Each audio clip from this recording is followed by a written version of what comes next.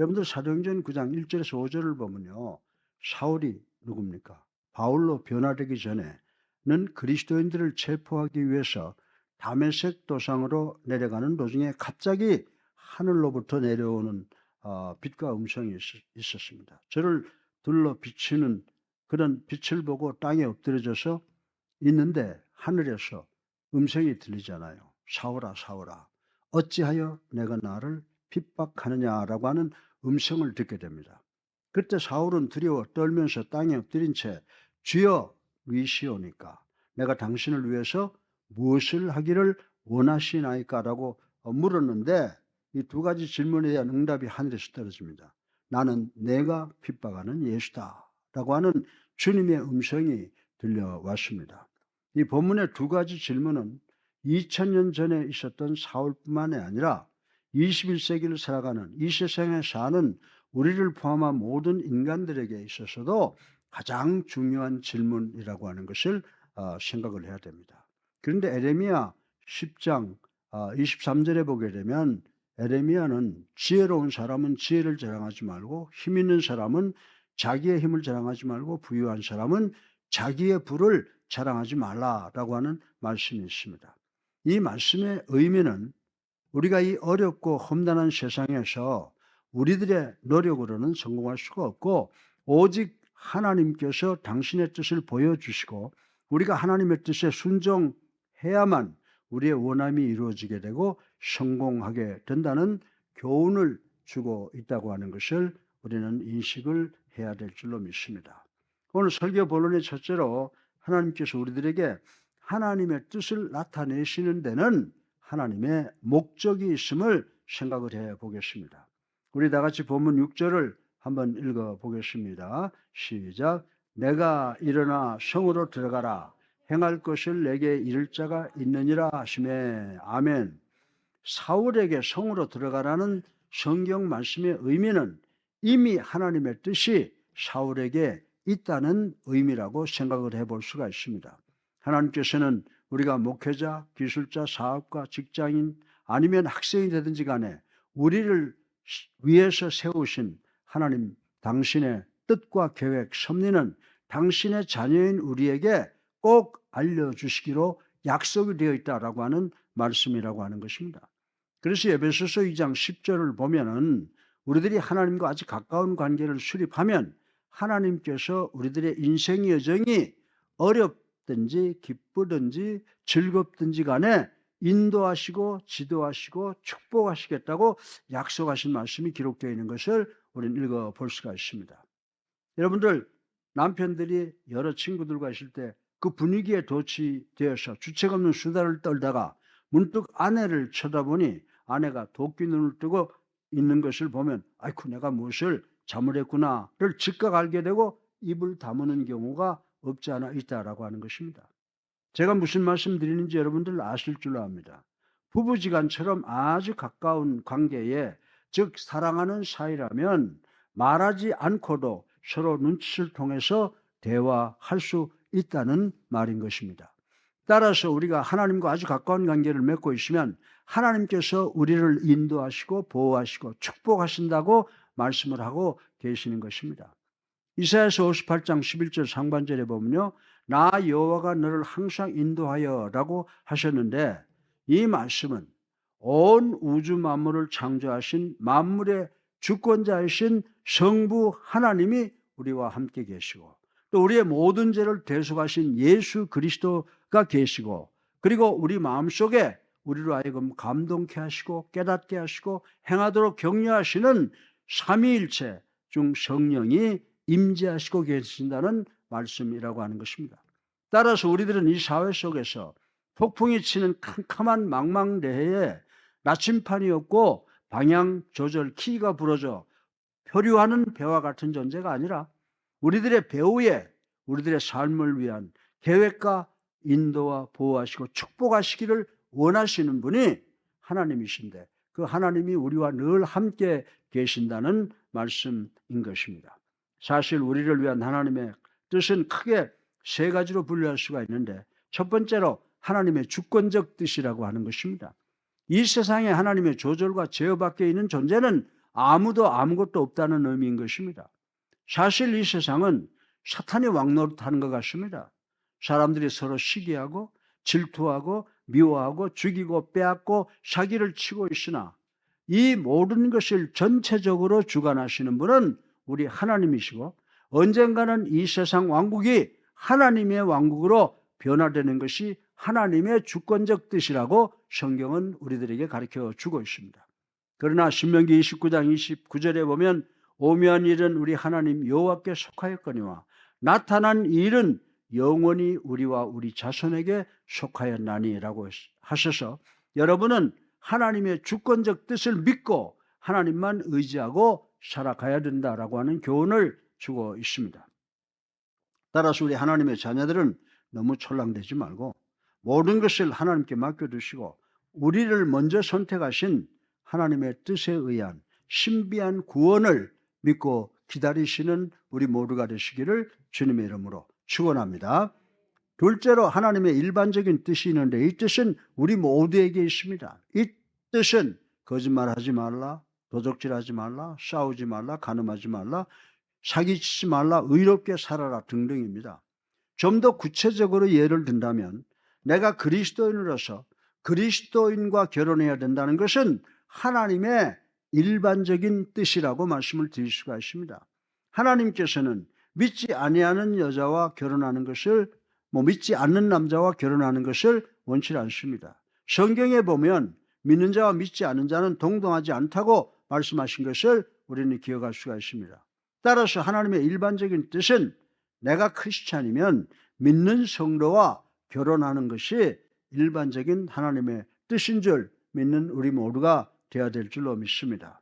셋째로 하나님의 특별하신 뜻이 있다는 겁니다. 여러분 개개인은 다 특별한 존재이고 다 각각 다른 삶을 살아가므로 하나님께서는 여러분 개개인의 삶을 위한 개별적인 특별한 뜻을 갖고 있다는 것을 우리는 알아야 됩니다. 예를 들어 보면 제가 내 아내와 결혼한 것이 바로 하나님의 특별하신 뜻이다라고 하는 것입니다. 저는 중학교 때부터 피른동 그리스도의 교회에 출석했는데 제가 대학에 입학하자마자 제 아내가 피아노 반주자로 우리 교회에 출석을 하게 되었습니다. 그때 그녀를 보니까 피아노도 잘 치고 노래도 잘하고 품성도 좋고 웃기도 잘하고 머리도 좋고 다 좋은데 신학생들이 옆에 많이 있는 것을 보고 음악 잘하는 저 여자가 나 같은 운동하는 껄렁껄렁한 사람에게 별로 관심이 없겠지라고 생각을 하고 좀 따라 붙이려고 그러다가 포기를 했는데 운동선수다운 오기가 나와서 도전을 해야 되겠다고 생각이 들어서 그녀의 관심을 끌기 위해서 지금 생각하니까 제가 웃기는 시도를 많이 했던 것 같아요. 의외로 쉽게 내 계획이 먹혀 들어가는 기적이 제게 일어나서 우리가 부부가 되어서 금년 58년이나 함께 살게 되었다라고 하는 것입니다. 제가 지금 말씀드리고 있는 것은 뭐냐면 김길자와 이강평이 부부가 된 것이 바로 하나님의 특별한 뜻이다라고 하는 것을 말씀을 드리고 싶은 것입니다. 더 나아가서 이 예수사랑 교회에 함께 계시는 여러분과 저 그리고 우리 모두의 삶을 위해서 하나님의 특별한 계획이 있는 줄로 믿으시기를 주님의 이름으로 축원합니다. 셋째로 하나님은 우리 인간의 기쁨을 죽이는 흥을 깨뜨리는 존재라고 두렵게만 생각하는 경우가 많이 있습니다. 우리는 부자가 권력자가 유명한 사람이 되기를 원하는데 하나님께서는 우리가 선교사, 목회자 그리고 교회의 직분자가 되라고 하신다고 생각하는 사람들이 없지 않아 있다라고 하는 것입니다. 사랑하는 성도 여러분, 그러나 하나님의 뜻은 우리에게 꼭 맞는 것을 축복으로 주시기를 즐거워하시는 분이시라고 하는 것을 우리는 알아야 됩니다. 그래서 로마서 12장 1절에 보면요, 그러므로 형제들아 내가 하나님의 모든 자비하심으로 너희를 구원하노니 너희 몸을 하나님이 기뻐하시는 거룩한 산 제물로 드리라. 이는 너희가 드릴 영적 예배니라 라고 하셔서 하나님의 뜻은 차선이 아니라 최선이라고 하는 것을 우리에게 이야기를 해주고 있습니다. 하나님께서 당신을 사랑하는 모든 사람을 위해서 특별한 계획을 가지고 계신다고 성경은 우리들에게 가르쳐 주고 있습니다. 넷째로 우리들은 우리를 위한 하나님의 뜻은 아주 극적인 것으로 생각하는 경우가 있으나 바울 사도 같은 어떤 사람들을 위해서는 아주 극적인 경우가 있습니다. 열왕기상 19장 11절로 12절에 보면 대단한 바람과 엄청나게 위험한 지진과 무서운 불이 있었으나 그 모두가 하나님의 현현이 아니었다라고 하는 것입니다. 하나님의 현현, 하나님의 나타나심은 아주 적은 미세한 소리 후에 하나님께서 나타나셨다고 성경은 이야기를 하고 있습니다. 여러분들은 하나님께서 우리에게 수없이 미세한 소리로 말씀하신다는 것을 아십니까?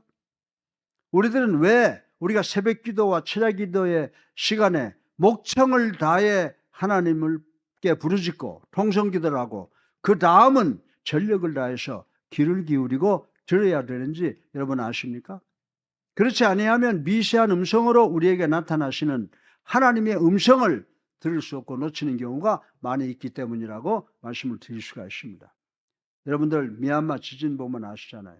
지진은 여러분이 조용하거나 말거나 관계없이 여러분의 관심을 끌 수 있는 것처럼 세상 일은 쉽게 여러분의 관심을 끌 수 있으나 하나님은 엄청나게 놀라운 사건으로 아닌 대단히 조용하게 여러분과 저 우리에게 역사하신다는 사실을 우리 모두는 깨달아야 된다라고 하는 것입니다.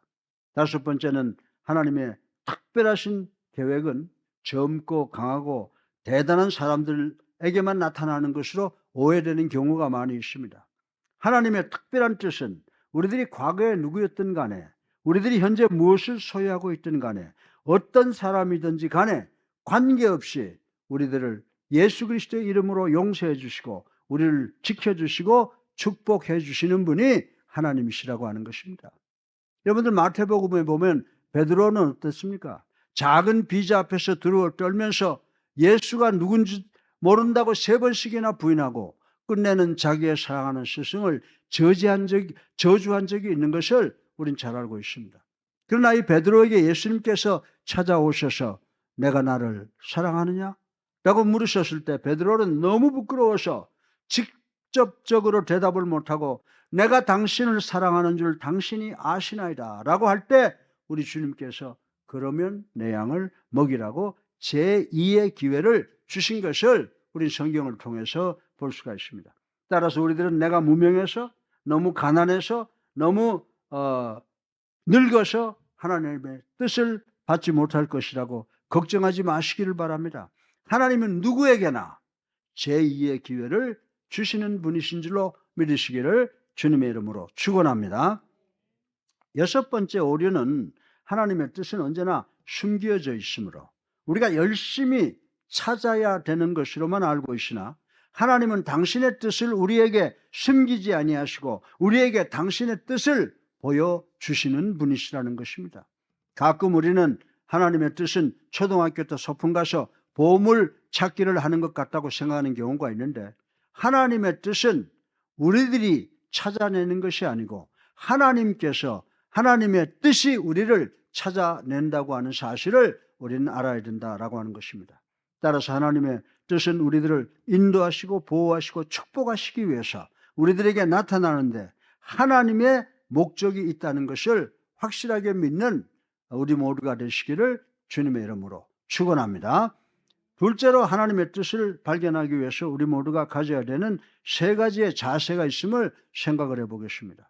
첫째 자세는 하나님의 뜻을 발견하겠다고 하는 강한 의욕이라고 하는 것입니다. 사도행전 9장 5절 상반절을 보면요, 사울은 뭐라고 그랬습니까? 주여 니시오니까? 라고 묻습니다. 이 질문에 의하면 바울 선생은 하나님의 정체성과 뜻을 알기를 간절히 원했다라고 하는 것을 이 질문 한마디에서 발견할 수가 있는 것입니다. 우리가 왜 하나님의 뜻을 발견하지 못하는지 아십니까? 우리들이 하나님의 뜻을 알기를 원치 않기 때문입니다. 우리가 집을 지을 때 설계사한테 거실과 내실과 주방은 이렇게 저렇게 해달라는 주문을 하지 않고 설계사한테 당신이 전문가니까 알아서 제일 좋은 걸로 아름답게 잘 꾸며주세요 라고 하는 경우가 많습니다. 많은 사람이 하나님께 나갈 때도 이런 태도로 나간다고 하는 것입니다. 하나님, 여기 제가 원하는 것이 있습니다. 하나님, 당신 알아서 해주세요 라고 하는 경우가 많은데 여러분, 이런 태도 좋지 않아요. 이런 태도는 진정으로 하나님의 뜻에 순종하는 것도 의지하는 것도 아닙니다. 이런 태도는 여러분들이 결정한 모든 것에 하나님께서 그대로 인준해 주시고 그대로 응답해 주시기를 원하는 이기적인 행위에서 나오는 것이라는 사실을 우리는 알아야 되는 줄로 믿으시기 바랍니다. 셋째로 하나님께 여러분 자신을 위임하는 자세가 있어야 된다라고 하는 것입니다. 본문 8절과 9절을 한번 우리 읽어보십시다. 시작. 사울이 땅에서 일어나 눈을 떴으나 아무것도 보지 못하고 사람의 손에 끌려 다메섹으로 들어가니 사흘 동안 보지 못하고 식음을 전폐하니. 아멘. 이 본문에 나타나는 사울은요, 원래 유대교에서 율법을 가르치고 지도하던 지위가 대단한 사람이었습니다. 수많은 그리스도인들이 이 사람의 손에 의해서 감옥으로 끌려갔습니다. 그런데 지금 이 사람의 신세가 뒤바뀌어 자기가 하나님의 은혜에 의해서 죄수로 지금 끌려가는 것이 볼 수가 있습니다. 우리 중에 많은 사람이 성령으로 충만해지기를 원하고 기도하고 있습니다. 그러면 왜 그리스도인들이 성령 충만을 원하느냐라고 하는 것입니다. 예를 하나 들어보겠습니다. 여러분 중에 어떤 분이 자동차에 가스 탱크가 수십 개의 큰 구멍이 나서 휘발유가 새어나가 그 차를 공장으로 밀고 들어가고 있다고 가정을 한번 해보겠습니다. 그때 기술자가 나와서 제가 도와드릴 것이 있습니까? 라고 묻습니다. 그때 자동차의 주인이 휘발유를 가득 채워주시오 라고 했다고 가정을 해보십시다. 그러면 이 기술자가 아니 구멍난 휘발유 탱크에 휘발유는 채워서 어디에 쓰시려고요? 라고 답변을 할 것이라고 상상해 볼 수가 있습니다. 우리는 설령 성령의 탱크가 구멍이 나 있는데 하나님 성령 좀 채워주세요 라고 외칩니다. 그때 하나님께서 우리 보고 성령을 어디다 쓰려고? 라고 말씀하실 것입니다. 여러분이 진정으로 하나님의 뜻을 깨닫는 방법은 하나님 나의 상처난 마음을 치료해 주세요 라고 하는 고백이 먼저 나와야 된다라고 하는 것입니다. 여러분이 하나님의 뜻을 발견하기 위해서는 구멍난 가스탱크를 고쳐야 하듯 하나님의 뜻을 발견하겠다고 하는 성령 충만에 의한 강한 의욕, 그래서 온유한 자세를 먼저 가져야 됨을 인식하시는 여러분 되시기를 주님의 이름으로 축원합니다. 셋째로 마지막으로 하나님의 뜻을 발견하기 위해서는요, 우리가 순종하는 마음, 실천하는 마음이 있어야 함을 생각을 해보겠습니다. 우리는 실천을 위해서 사도 바울의 삶을 우리 모두의 삶에 적용을 시켜보겠습니다. 첫 번째로 하나님께서 기적적 사건을 통해서 우리에게 하나님의 뜻을 보여주시는 경우가 있습니다. 사도행전 9장 3절에 보면요, 하늘로부터 큰 빛과 음성이 있어 라고 있습니다. 하나님께서 가끔 이런 식으로 말씀하시거나 역사하시는 경우가 있습니다. 하나님께서 우리 모두에게 이런 식으로 말씀하실는지는 모르겠습니다. 따라서 이 사건을 나와 관계없다고 여러분들 생각하지 마시기 바랍니다. 이런 사건은 정상적인 방법은 아니지만 성경 몇 군데 기적적인 방법으로 말씀하시는 하나님의 마음을 기록한 것이 여러 군데 있다라고 하는 것입니다. 따라서 하나님께서 기적적인 방법으로 당신의 뜻, 여러분에게도 말씀하실 수 있다는 사실인 것입니다. 이것이 하나님께서 우리 모든 인간에게 말씀하시는 방법 중에 하나라고 하는 것입니다. 둘째로 하나님께서는 당신의 말씀을 통하여 우리에게 하나님의 뜻을 보여주십니다. 본문의 사울은 이미 하나님의 말씀을 통해서 자기에게 말씀하시는 하나님을 만났습니다. 사울은 이미 스데반의 위대한 설교를 들었다라고 하는 것입니다. 그 밖에 사울이 다메섹 도상에서 자기에게 직접 말씀하시는 하나님을 체험을 했습니다. 당신이 니시오니까라고 물을 때 나는 내가 핍박하는 예수다라고 하는 하나님의 음성을 들었다라고 하는 것입니다. 따라서 하나님의 말씀이 이 사울의 마음속에 직접 역사했다고 하는 사실도 자명한 사실이라고 말씀을 드릴 수가 있습니다. 사랑하는 성도 여러분, 여러분들은 하나님께서 나에게 직접적으로 말씀하지 않으셨다고 하실 분 계십니까? 그렇다면 그런 생각은 여러분의 잘못된 생각입니다. 여러분이 하나님의 말씀을 읽으면 사울이 다메섹 도상에서 주의 음성을 들은 것과 똑같은 분명한 하나님의 음성을 듣게 된다고 하는 것입니다. 여러분들이 하나님의 말씀이 성경 속에서 하나님의 뜻을 발견하게 된다는 것입니다. 그 말씀 속에 여러분을 향한 하나님의 지도와 안내가 있다라고 하는 것입니다. 여러분들이 나는 한 번도 하나님의 지도와 안내를 받아본 적이 없다라고 한다면 그것은 거짓말이고 가장 무서운 교만입니다. 이렇게 되면 여러분이 가야 될 것은 예수 그리스도의 심판대밖에 없다는 사실을 깨달아야 된다라고 하는 것입니다. 셋째로 하나님께서 하나님의 종들을 통해서 여러분에게 당신의 뜻을 보여줍니다. 사도행전 9장 17절에 보면 사울에게 말씀하셨던 그 하나님께서 다른 사람이 아닌 즉 아나니아에게도 말씀하셨다고 하는 것을 우리는 볼 수가 있습니다. 사랑하는 성도 여러분, 하나님께서 여러분들을 불러 어떤 명령을 주실 때 다른 사람의 마음속에 있는 것들을 여러분을 통해서 이루시기를 원하실 때가 있다라고 하는 것입니다. 그렇기 때문에 우리가 교회에 모이는 것은 대단히 중요하다라고 하는 것입니다. 오늘 본문에서 사울은 성령의 충만함을 받게 되는 것을 볼 수가 있습니다. 다섯 번째로 여기 하나님께서 당신의 뜻을 나타내는 또 하나의 방법은 지혜라고 하는 것입니다. 사도행전 9장 20절로 22절에 보면요. 사울은 곧바로 각 회당에서 예수님은 살아계신 하나님의 아들임을 선포하기 시작을 했습니다. 이 설교를 듣는 사람이 다 놀라서 이 사람이 예루살렘에서 이 예수쟁이들을 잡아 죽이려 하려던 사람이 아니냐. 여기에 온 것도 예수쟁이들을 결박하여 대제사장들에게 끌고 가고자 함이 아니냐라고 했습니다. 그러나 사울은 더욱 힘을 얻어 예수를 그리스도라 증언하여 다메섹에 사는 유대인들을 당혹하게 했다라고 하는 말씀이 기록되어 있습니다. 이 사건에 의하면 이 사람에게 말로 표현할 수 없는 엄청난 사건이 일어나고 있습니다. 여기서 사울은 놀라운 지혜로 말씀을 하고 있습니다. 바울이 여기서 지혜를 얻었습니까? 성령께서 바울에게 이 지혜를 주셨다라고 하는 것입니다. 우리 다 같이 야고보서 1장 5절을 읽어보겠습니다. 시작. 너희 중에 누구든지 지혜가 부족하거든 모든 사람에게 후히 꾸짖고 주시고 꾸짖지 아니하는 하나님께 구하라. 그리하면 주실 것이라. 아멘. 여러분이 만약에 성령 충만을 체험하면 하나님의 지혜를 소유하게 되는 줄 믿으시기 바랍니다. 그러면 지혜가 뭡니까? 여러분, 누가 여러분에게 지혜가 뭐냐고 물으면 여러분들 뭐라고 말씀하실 것입니까?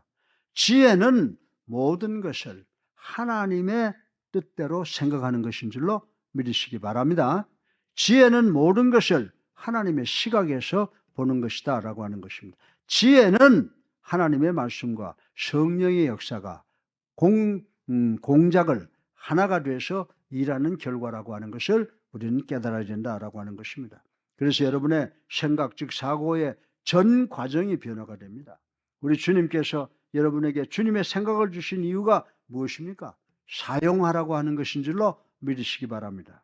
여섯 번째로 하나님께서는 당신의 뜻을 당신의 섭리를 통해서 나타내신다라고 하는 것입니다. 하나님께서는 여러분을 위해서 여러분의 문을 열었다 닫았다 하십니다. 본문 23절로 27절에 보면요. 유대인들이 사울을 죽이기 위해서 모의를 했으나 사울의 제자들이 사울을 성 밖으로 달아내서 그를 구하였습니다. 그러나 예루살렘의 제자들은 사울이 제자 되었다는 사실을 믿지 못하고 두려워했다라고 하는 것입니다. 그러나 바나바라고 하는 사람은 사울을 제자들에게 데리고 가서 사울이 다메섹 도상에서 예수님을 만난 사실과 다메섹에 가서 예수의 이름을 전한 것을 자세하게 보증을 해주었다고 하는 말씀이 기록되어 있습니다.